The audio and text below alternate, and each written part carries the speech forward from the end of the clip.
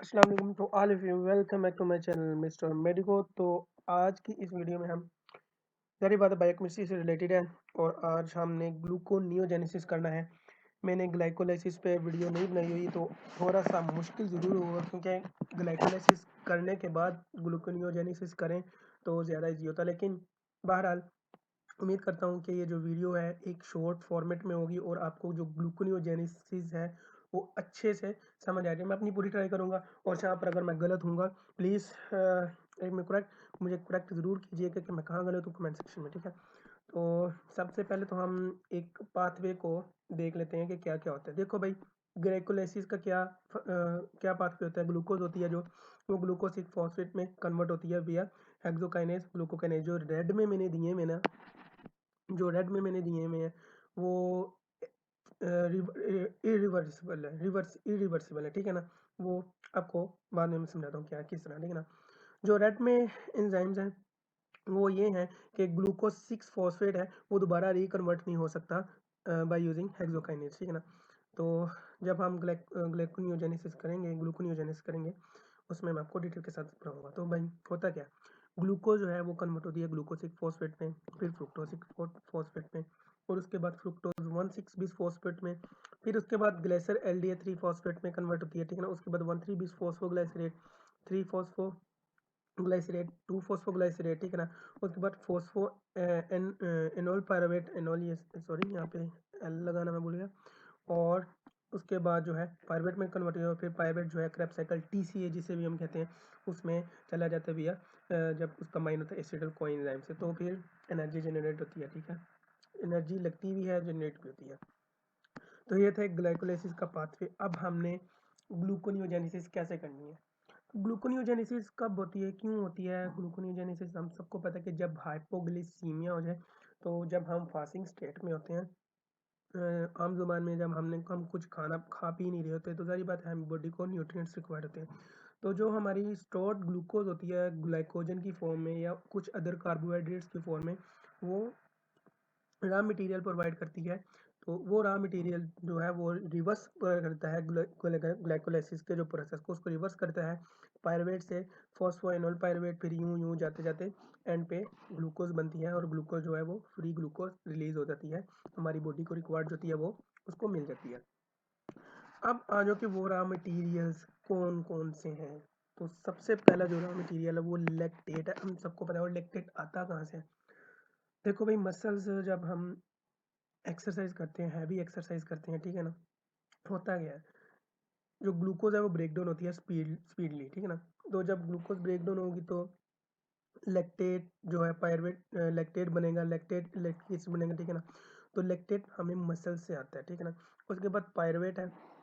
Pyruvate बताता हूँ कैसे। लैक्टेट जो है वो पायरुवेट में कन्वर्ट होता है, ठीक है ना। लैक्टेट है वो मसल से आता है, जो लैक्टेट है वो पायरुवेट में कन्वर्ट होता है। फिर एलानिन है।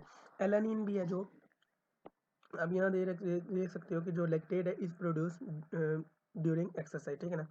और जो एलानिन है वो भी ड्यूरिंग मसल एक्सरसाइज के दौरान प्रोड्यूस हो रहा है। तो होता है कि जो एलन पायरुवेट है वो अमोनिया के साथ पायरुवेट की अमाइनेशन होती है तो वो एलानिन बन जाता है, ठीक है ना। पायरुवेट की अमाइनेशन होती है तो वो एलानिन बन जाती है। तो that goes into the blood circulation, जो कि ब्लड सर्कुलेशन में जाती है और हेपेटोसाइट्स में पहुंच जाती है, क्योंकि हमें पता है कि ग्लूकोनियोजेनेसिस का जो प्रोसेस होता है वो लीवर में ही होता है, ठीक है ना। तो वहाँ पर क्या होगा, जो एलानिन की सारी बात है, हमें तो रॉ मटेरियल चाहिए पायरुवेट, क्योंकि पायरुवेट ने ही आगे अपना सफ़र स्टार्ट करना है, ठीक है ना। तो ये बेसिकली स्पोर्टिव है, आप कह सकते हो ये स्पोर्टिव है। लैक्टेट है, लैक्टेट भी पायरुवेट में कन्वर्ट होता है, ठीक है। उसके बाद जो एलेनिन है वो भी पायरुवेट में कन्वर्ट होता है, ठीक है ना। तो होता क्या है, एलेनिन जब हेपेटोसाइट्स में पहुंचता है तो एलेनिन की जो है वो डी अमाइनेशन होती है, जो कि डी अमाइनेज एंजाइम है वो परफॉर्म करता है। तो उसके बाद जो एलेनिन है वो अगेन पायरुवेट में कन्वर्ट होता है। तो इस तरह हमें जो हमारा जो मेजर रॉ मटेरियल चाहिए होता है वो मिल जाता है। दूसरी बात, ग्लाइसरोल देखते हो आप, तो ग्लाइसरोल्स भी हमें एक्सरसाइज करने से मिलते हैं। सारी बात है, जब हमारी बॉडी में कार्बोहाइड्रेट्स वगैरह नहीं होंगे तो लिपोलाइसिस स्टार्ट होगी, तो लिपोलाइसिस से फ्री फैटी एसिड्स बनेंगे। फ्री फैटी एसिड की वजह से क्या होता है कि ग्लिसरोल्स वगैरह रिलीज होते हैं, जो ग्लिसरोल्स हैं वो डिहाइड्रोक्सी एसीटोन फॉस्फेट में, जो कि ये भी मटेरियल आप कह सकते हो, तो यहाँ से डिहाइड्रोक्सी एसीटोन फॉस्फेट बनता है, तो वो जो रिवर्सिबल होता है, तो वो कन्वर्ट होता है ग्लाइसर एल्डिहाइड 3 फॉस्फेट में, फिर वो फ्रुक्टोज 1,6 बीस फॉस्फेट में, और फिर फ्रुक्टोज 6 बीस फॉस्फेट जो भी है, ठीक है ना। अब हमने ये देखना है कि पायरुवेट कैसे रिवर्स करता है, ग्लाइकोलाइसिस को इनहिबिट करता है और ग्लूकोनियोजेनेसिस स्टार्ट होती है। अब होता है pyruvate cannot be able to reconvert into phosphoenol pyruvate। जो पायरुवेट है वो फॉस्फोइनोल पायरुवेट में कन्वर्ट नहीं हो सकता। क्यों नहीं हो सकता? क्योंकि ग्लूकोनियोजेनेसिस में 3 मेन स्टेप ऐसे हैं जहाँ पे जो इंटर कन्वर्टिंग एंजाइम्स है, for example phosphoenol pyruvate convert हो रहा है पायरुवेट में, तो उसको कन्वर्ट करने के लिए एक एंजाइम रिक्वायर्ड है और वो एंजाइम पायरुवेट काइनेज है। तो ये एंजाइम रिवर्सिबल नहीं है, ये इरिवर्सिबल है। इसका मकसद क्या हुआ? इसका मकसद ये हुआ कि ये एंजाइम सिर्फ फॉस्फोइनोल पायरुवेट को पायरुवेट में कन्वर्ट करेगा, ना कि पायरुवेट को फॉस्फोइनोल पायरुवेट में। तो होता क्या है, पायरुवेट इज कन्वर्टेड इनटू ऑक्सैलोएसीटेट। आप यहाँ पर देख रहे हो कि ये ऑक्सैलोएसीटेट में कन्वर्ट होता है बाय पायरुवेट कार्बोक्सिलेज। एक एंजाइम है जो कि पायरुवेट को ऑक्सैलो एसीटेट में कन्वर्ट करता है, ठीक है ना। और फिर जो oxalo acetate converted into phosphoenol pyruvate है, और ये जो फॉस्फोफिनोल ऑक्सैलो एसीटेट है, ये फॉस्फोइनोल पायरुवेट में कन्वर्ट होता है। किस तरह होता है इसको हम डिटेल में भी पढ़ेंगे। वो इस तरह होगा कि फॉस्फोइनोल पायरुवेट कार्बोक्सिकाइनेज जो है, ठीक है ना, जो पीसी है, पीसीएम पायरुवेट कार्बोक्सिलेज को कहेंगे, ठीक है ना। अब एक बहुत क्लिनिकल इंपॉर्टेंट पॉइंट है इस पर, इस यहाँ पर, वो ये कि पायरुवेट कार्बोक्सिलेज, सारी बातें हैं हमें पता है, हम एंजाइम्स के बारे में पढ़ के आएंगे कि कुछ एंजाइम ऐसे हैं जिनको मेटल आइंस या कुछ और को फैक्टर्स वगैरह या को एंजाइम वगैरह रिक्वायर्ड होते हैं फॉर देयर प्रॉपर एक्टिविटी। तो उसका मतलब ये हुआ कि जो पायरुवेट कार्बोक्सिलेज है इसको बायोटिन रिक्वायर्ड है, ठीक है, बायोटिन रिक्वायर्ड है। बायोटिन के साथ साथ इसको मैग्नीशियम मैग्नीज भी रिक्वायर्ड है, एटीपी और एसिटल कोएंजाइम रिक्वायर्ड है। अब होता क्या है, अब जो लोग कच्चे अंडे खाते हैं ना, रॉ एग्स, उसकी जो सफेदी जर्दी में जो है प्रोटीन पाई जाती है एग की, उसको हम कहते हैं एविडिन।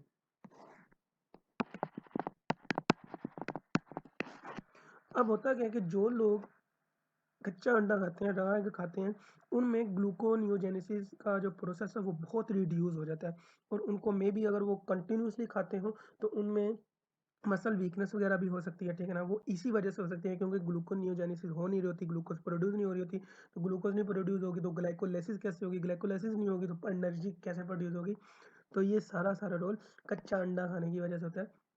तो जो लोग रॉ एग खाते हैं उनमें ग्लूकोनियोजेनेसिस रिड्यूस हो जाएगी बहुत ज़्यादा, क्योंकि avidin strongly bind with biotin और इसको इनहिबिट करता है। जब बायोटिन इनहिबिट हो जाएगी तो जारी बात है, अगर उसको रिक्वायर्ड है, को फैक्टर है उसका या को एंजाइम है पायरुवेट का और कार्बोक्सिलेज का, तो होगा ये कि जो इसकी एक्टिविटी है पायरुवेट कार्बोक्सिलेज, ये ज़ीरो हो जाएगी। और अगर ये ज़ीरो हो जाएगी तो ज़ाहिर बात है पायरुवेट जो है वो ऑक्सैलो एसीटेट में कभी कन्वर्ट नहीं होगा, और जो ऑक्सैलो एसीटेट कन्वर्ट ही नहीं होगा तो फॉस्फोइनोल पायरुवेट नहीं बनेगा। वो नहीं बनेगा तो भाई सीधी सी बात है ग्लूकोनियोजेनेसिस नहीं होगी। उसके बाद आ जाओ कि आफ्टर ऑक्सैलो एसीटेट बन जाता होता क्या है। अब ऑक्सैलो एसीटेट जब बनता है, उसने जारी बात है, आप सबको पता है कि ये माइटोकॉन्ड्रिया का प्रोसेस है। ये सब कुछ माइटोकॉन्ड्रिया में हो रहा है। किसके माइटोकॉन्ड्रिया में? हेपेटोसाइट्स के।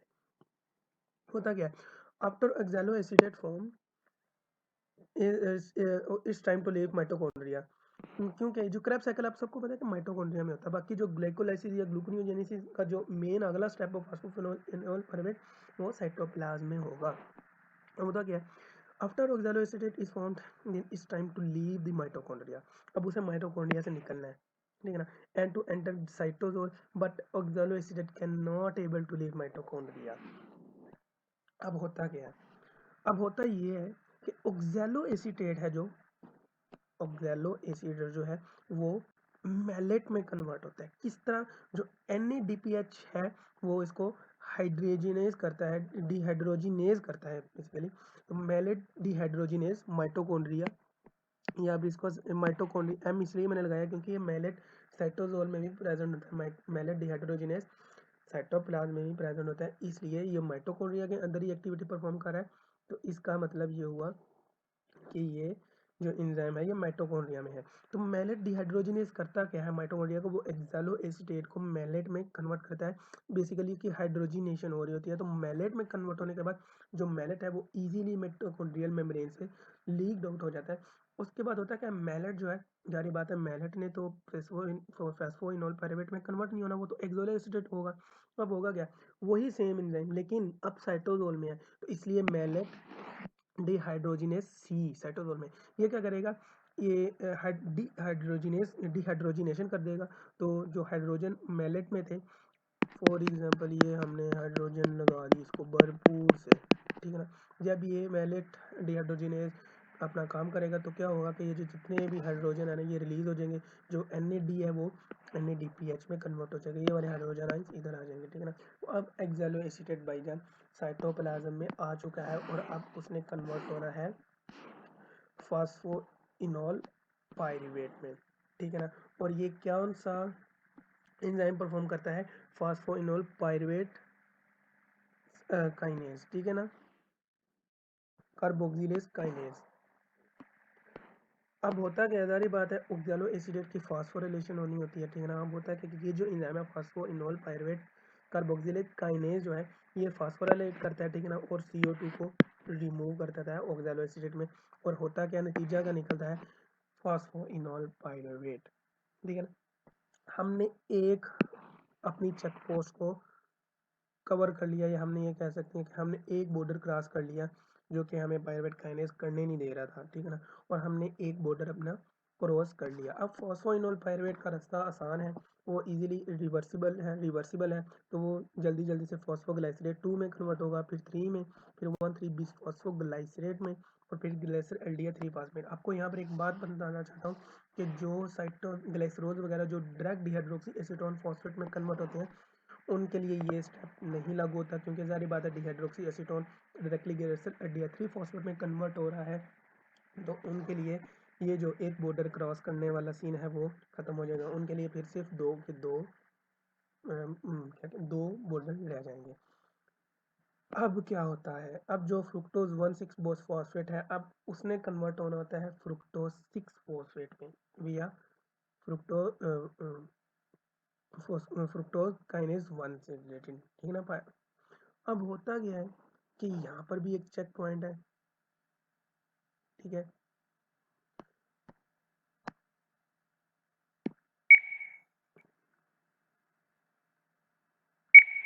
अब होता क्या है, अब ये होता है कि जो फॉस्फोफ्रुक्टोकाइनेज है ये 1 है, ये करता क्या है, ये इनहिबिट करता है ये फॉस्फो फ्रुक्टोज 2,6 बिस फॉस्फेट जो है, जब ग्लूकोज ब्लड में हाई होती है तो ये क्या करता है कि ये जो फ्रुक्टोज 2,6 बिस फॉस्फेट है ये इसको इसकी जो क्या कहते हैं इसकी जो प्रोडक्शन है उसको इंक्रीज करता है। क्यों, क्योंकि जारी बात है जब ग्लूकोज हमारे ब्लड में है तो उसकी ग्लाइकोलाइसिस होनी है, तो ग्लाइकोलाइसिस जब होगी तो ग्लाइकोलाइसिस के लिए तो यार ये एंजाइम रिक्वायर्ड होता है PFK1, ठीक है ना।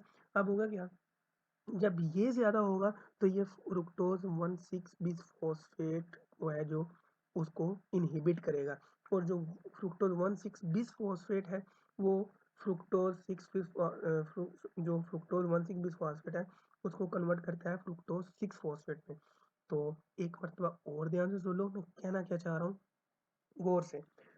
जब ग्लूकोज हमारे ब्लड में इंक्रीज होता है या हाई लेवल में होता है तो होता क्या है, होता ये है कि जो फ्रुक्टोज 2,6 बिस फॉस्फेटेज है जो एंजाइम है वो इसकी प्रोडक्शन को इंक्रीज करता है, किसकी, PFK1 की।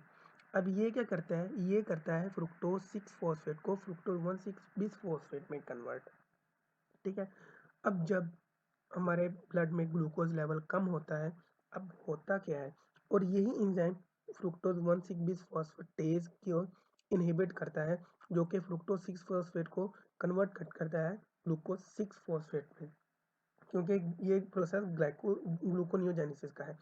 तो जब ब्लड में शुगर हाई होगी, ग्लूकोज लेवल हाई होगा, तो जारी बात है हमें ग्लूकोनियोजेनेसिस तो और करनी नहीं है, तो हमें एक बैलेंसिंग चाहिए ना, तो जब ग्लूकोज हाई होगी ये एक्टिव होगा और इसकी एक्टिविकेशन काज करेगी इसकी इनहिबिशन।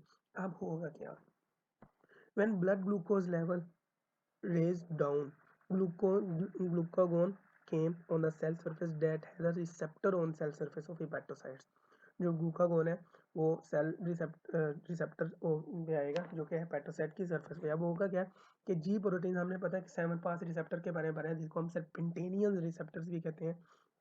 वहाँ पर जाके ये अटैच होगी, एडिनाइल साइक्लेज बनेंगे, ठीक है ना। उसके बाद डिक्रीज एटीपी होगी और साइक्लिक एडिनोसिन मोनोफॉस्फेट की इंक्रीज होगी। तो क्या होगा, जारी बात है एनर्जी, जब आप फास्टिंग स्टेट में होते हो तो आप अपना वीकनेस, आपको वीकनेस नज़र आ रही होती है, तो होगा क्या, जब एटीपी डिक्रीज होगी और सेल में साइक्लिक एडिनोसिन मोनोफॉस्फेट की इंक्रीज होगा तो होगा क्या, stimulate the PK protein kinase A enzyme, pyruvate kinase A enzyme that phosphorylate the F26 बीटे फ्रुक्टोज 26 बिसफॉस्फेट, जो कि ये एंजाइम है। समझाने के लिए ये कि जब फॉर एग्जांपल ये फास्फोराइलेट कर दिया इसको तो ये इनएक्टिव हो जाएगा। जब ये इनएक्टिव हो जाएगा तो ज़ाहिर बात है ये जो इसका जो सारा प्रोसेस था ये पॉजिटिव था, इसको इसकी जनरेट कर रहा था, ये इनहिबिट हो जाएगा और ये जो है ये पॉजिटिव हो जाएगा। होगा क्या कि जो जो फ्रुक्टोज 1,6 बिसफॉस्फेट है वो इंक्रीज होना शुरू हो जाएगा। यहाँ पर आप देख सकते हो कि fructose 2,6 bisphosphate is inhibited, then इसकी जो इनहिबिशन है इसको इंड्यूस करेगी F1 फ्रुक्टोज 1,6 बिसफॉस्फेटेज को। और फिर होगा क्या, जो फ्रुक्टोज एक और बॉर्डर क्रॉस होने जा रहा है, जो फ्रुक्टोज 6 फॉस्फेट है वो कन्वर्ट हो जाएगा ग्लूकोज 6 फॉस्फेट में। तो ये रिवर्सिबल है, ये इरिवर्सिबल है स्टेप है, ठीक है। हमने दो बॉर्डर क्रॉस कर लिए और एक ये इरिवर्सिबल था, बाकी ये भी रिवर्सिबल था, ये भी, ये भी, ये भी, ये भी और ये भी। अब आखिरी बॉर्डर रह गया, ठीक है, और वो ये था कि ग्लूकोज 6 फॉस्फेट ने अब ग्लूकोज में किस तरह कन्वर्ट होना है। जब ग्लूकोज 6 फॉस्फेट में कन्वर्ट होती है तो उसको एंजाइम रिक्वायर्ड होता है, ठीक है ना, हेक्सोकाइनेज ग्लूकोकाइनेज एंजाइम, ठीक है ना। अब हो गया यार, ग्लूकोज 6 फॉस्फेटेज जो एंजाइम है वो यहाँ पर एक्ट करेगा। This process required two complexes, glucose 6 phosphatase translocase and glucose 6 phosphatase. अब होता क्या है, जो ग्लूकोज 6 फॉस्फेटेज है, जो ग्लूकोज 6 फॉस्फेट ट्रांसलोकेज होता है वो करता क्या है, वो ये जो ग्लूकोज 6 फॉस्फेट है इसको ट्रांसफर करता है एंडोप्लाज्मिक रेटिकुलम में, ठीक है, सॉरी, एंडोप्लाज्मिक रेटिकुलम में। वहां पर जाकर ये जो फिर दूसरे कम्प्लेक्स का काम होता है, जो ग्लूकोज 6 फॉस्फेटेज होता है वो क्या करता है कि वो ग्लूकोज 6 फॉस्फेट को फिर ग्लूकोज में कन्वर्ट करता है और फिर यूं एंडोप्लाज्मिक रेटिकुलम से जब ये ग्लूकोज है वो फ्री ग्लूकोज हमें मिल जाता है और यूं हमारी बॉडी को ग्लूकोज मिल जाता है। तो ये थी आज की वीडियो में, होप कि आपको अच्छी लगी होगी या आपको समझ आ चुकी होगी, और अगर जहाँ पर नहीं समझ आई तो कमेंट सेक्शन में आप बता सकते हैं। ग्लूकोनियोजेनेसिस का ये जो पूरा चैप्टर है, कैसे बनती है, कैसे क्या प्रोसेस है, क्या पाथवे है, वो मैंने यही कोई 20 मिनट की वीडियो में आपको टोटली एक्सप्लेन कर दिया। अब आपको, अगर आपने ये वीडियो देख ली है, मैंने अपनी तरफ से पूरी कोशिश की है, मे भी कोई गलती होगी वो मुझसे, और क्योंकि इंसानों से ही गलती होती हैं, तो अगर कोई गलती आपको नज़र आए तो प्लीज़ गाइड किया करें मुझे, ताकि मैं अपनी गलतियों को देकर नेक्स्ट जो वीडियो उनमें कम से कम गलतियां करने की कोशिश करूँ। होप कि मैंने आपकी उम्मीदों में पूरा उतराऊँगा, आपको ये वीडियो समझ आ चुकी होगी कि मैं क्या समझाना चाह रहा हूँ आपको। जो जो चीज़ समझाने वाली थी वो मैंने इस वीडियो में आपको समझाई है। अ, दुआ है अल्लाह से कि आपको ग्लूकोनियोजेनेसिस की जो ये वीडियो है ये आपको अच्छे से समझ आ चुकी हो, और इसके अलावा आपने गो थ्रू ज़रूर होना है बुक से। ये वीडियो देखने के बाद आपको मैं एक रिकमेंड करूँगा कि आप लिप एंड कोड से करना, क्योंकि जो मैंने समझाया है वो मैंने लिप एंड कोड को फॉलो करते हुए किया है, ठीक है ना। तो आप वीडियो देखोगे ये वाली, उसके बाद अगर आप लिप एंड कोड से करोगे तो आपको 100% हर चीज़ क्लियर हो जाएगी कि क्या कहाँ क्या-क्या हो रहा है। तो मिलते हैं अपनी नेक्स्ट वीडियो में, तब तक के लिए मुझे दीजिए इजाज़त। हमेशा दुआ में याद